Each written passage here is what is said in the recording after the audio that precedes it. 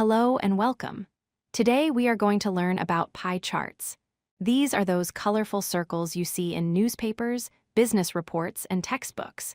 We will explore what they are, how they are made, and when is the best time to use them to display your data. So, what exactly is a pie chart? Simply put, it is a circular graph that is divided into slices. The entire circle represents 100% of a whole group. Each individual slice represents a specific category's share or contribution to that total. It is called a pie chart because the slices look just like slices of a pie. Let us look at the parts of a pie chart. The entire circle represents the whole dataset.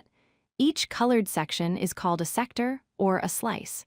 The size of the slice is determined by the angle at the center of the circle. The curved edge of the slice is called the arc. The larger the category, the wider the sector and the longer the arc.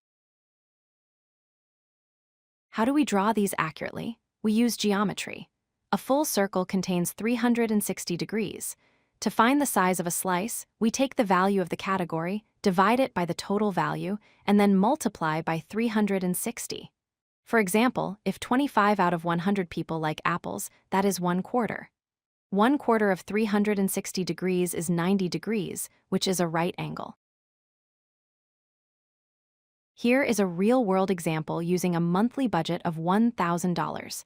Notice how half of the circle is green.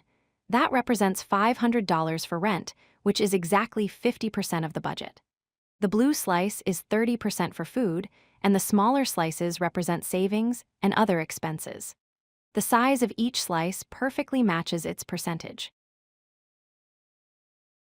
When should you use a pie chart? They are best used when you want to show a part-to-whole relationship. They work great when you have a small number of categories, ideally less than 6. They are also very effective when the differences between the values are obvious, like comparing 50% versus 10%.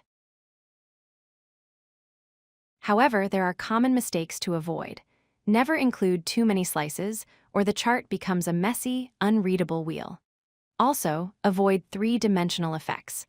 While they might look cool, tilting the pie distorts the angles, making slices look larger or smaller than they actually are. The biggest weakness of pie charts is comparison. Look at these 3 blue slices. Can you instantly tell which one is the largest? It is very difficult for the human eye to compare angles precisely. In reality, these slices represent 30%, 32%, and 28%, but they look almost identical. If you need to compare values closely, a bar chart is often a better alternative. As you can see on the right, the difference between the lengths of the bars is immediately obvious. We can easily see that item A is slightly larger than item B, something that was hard to see in the pie chart. To summarize, pie charts are excellent tools for showing parts of a whole using a 360-degree circle. They are most effective with a few clear categories. But remember, if you need to make precise comparisons between similar data points, consider using a bar chart instead. Thank you for watching. If you like this video, hit that like button and don't forget to subscribe.